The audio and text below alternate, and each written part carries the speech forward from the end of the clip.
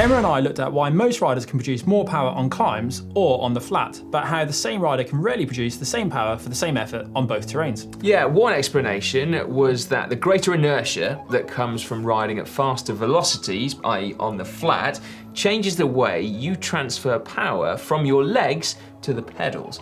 Then the other theory suggests that the gradient of the road itself changes your relationship with the bike, specifically the position of your hips in comparison to the bottom bracket. Two theories then, but can we test it?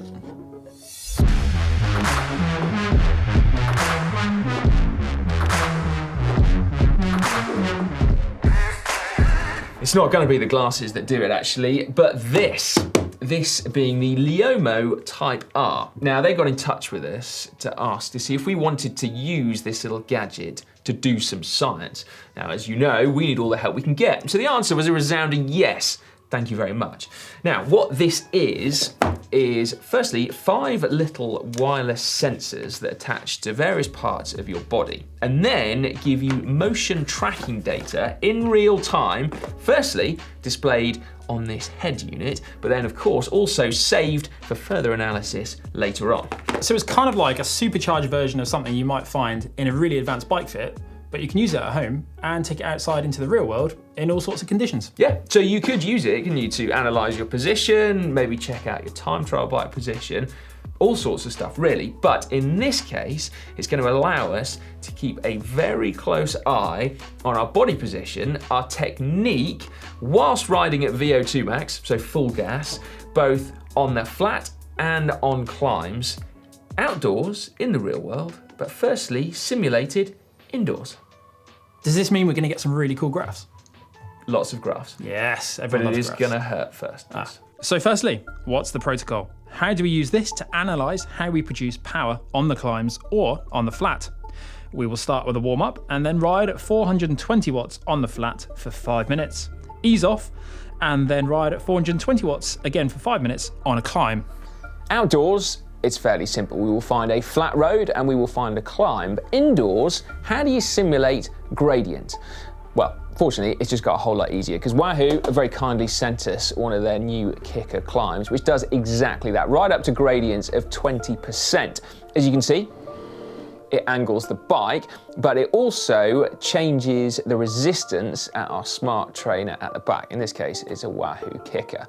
Now, it could do far more immersive and exciting things like respond automatically to what's going on in Zwift or respond to a route that we've downloaded onto our head units. But in this case, we literally need it to angle the bike and then increase the resistance at the back.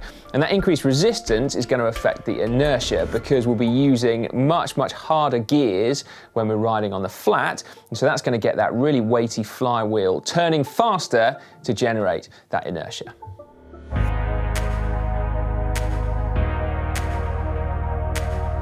As you can see, Chris has drawn the short straw and so is doing his VO2 max intervals first. Whilst you warm up, mate, let's do a quick introduction to Mio, shall we? So Mio is a sports scientist who works at Leomo and has very kindly come in to help us out. Basically, you do cool experiments for a living, right?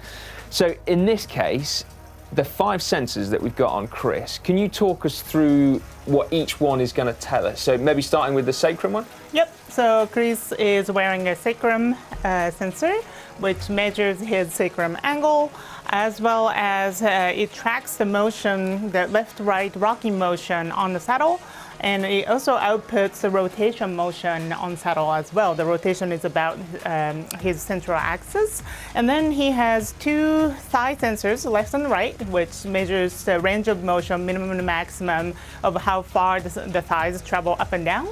And then he has left and right foot sensors, which is tracking the movement in sagittal plane of the foot itself, so how much heel's dropping, etc. Okay, and so as an overall picture then, do you think that we might tell a difference as the bike is inclined and then also the resistance on the flywheel changes?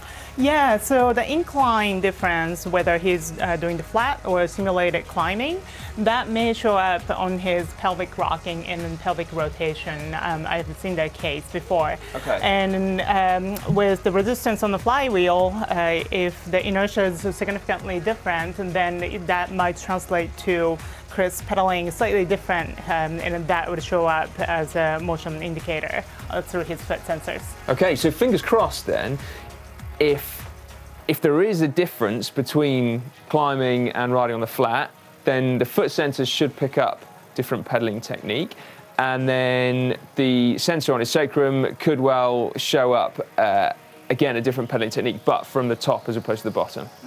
All right. Okay, mate, you probably better find that 420 watts and give it some beans. All right, Chris, are you ready, mate? I am as ready as I'm ever going to be. 5 minutes, 120% of FTP. Yeah, which I recently found out was 350 indoors. Is that all? Yeah, sorry. Okay, mate, all right. Right, I'm going to press the lap button on here, and then I'm going to go on my phone as well. You ready? I'm ready. Okay, 3, 2, 1, go for it, mate.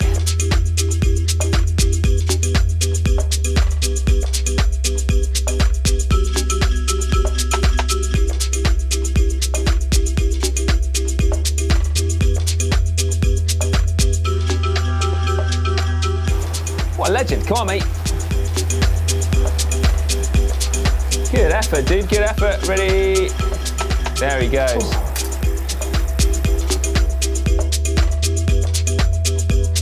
Right then, Chris, you should have recovered by now. I have. I'm getting there. Okay, good stuff. Right, I'm going to increase the tilt then. So 1, 2, Getting up. 3, 4, 5, 6, 7.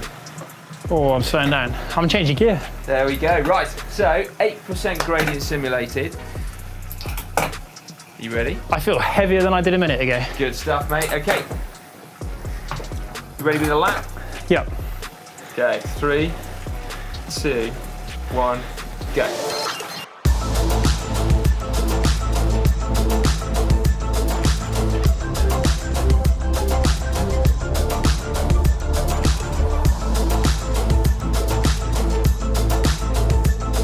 That was nowhere near as comfortable as the first one. Like, it just felt like an uphill struggle, literally. Well done, mate. That was 2 cracking efforts there. And the best thing is, that's all the data we need, apparently, What? for now going outside. Not quite. It's all of my data. Your bike's in the next room, so go and get your shorts on.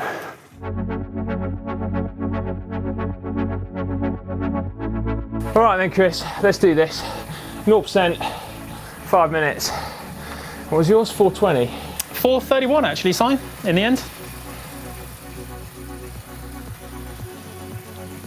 All right. Ready? Okie doke.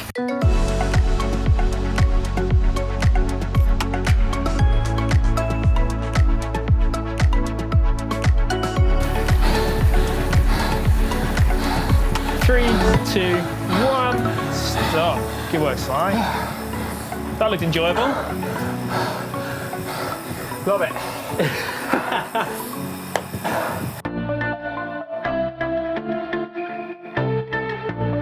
So now that Si's done his 5 minutes on the flat, he's convinced he can do a little bit more whilst going uphill at 8%. So we're going to crank it up. All right. Get ready for another 5 minutes at 120% of FTP. Okay, 1, 2, 3, 4, 5, The suspense. 6, 7. 3, 2, 1, go.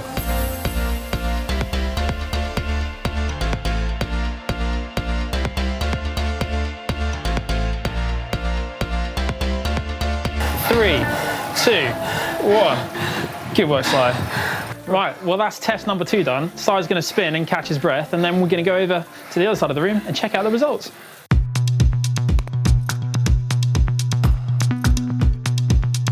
Well, Chris, we have a lot of data to go through, don't we? 2 sets, of course, yours and mine, and for both indoors and outdoors as well. Yeah, and a few things jumped at us straight away, particularly Mio, who could barely contain herself with the excitement when she saw Sai's frankly, well, unorthodox pedalling. Yeah, it turns out that my pedaling technique is bizarre.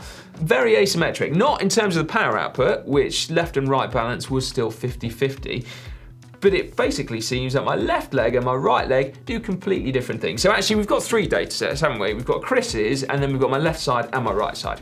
Yeah, and not only Sai's left and right legs were doing different things, Sai and I also differed quite significantly. Yeah. So, after all of that, can we actually answer our initial question? Does power output vary because of inertia or gradient? Well, Sai, we've got to look closely. We do. Firstly, at foot angular range, so how much you move your ankles. Now, for both Chris and I, there was a measurable difference in this. Specifically, when you look at us climbing, there was less range of motion in our ankles compared to the flat. So it suggests, at the most basic level, that there is some kind of difference in how we're transferring power to the pedals between flat and climbing. Well, that is a fairly basic observation. Thanks. And to which Mio suggests we look even closer to the data at the individual pedal strokes. And at that level, you can see that there is a difference in the initiating of the pushdown phase of the pedal stroke. That's right, so when climbing, you can see that that power transfer phase starts to happen at about the 1 o'clock position. However, on flat riding, you'll see that that power transfer phase happens even earlier, even before potentially the 12 o'clock position. There is also a difference in the distribution of the dead spot score, which hints at different leg movement throughout the pedaling cycle. The greater disturbances in this case were happening around and after the bottom of the pedal stroke. Yeah, with thigh movement, which you can pick up on these graphs, those little wavy motions on the orange and the yellow lines.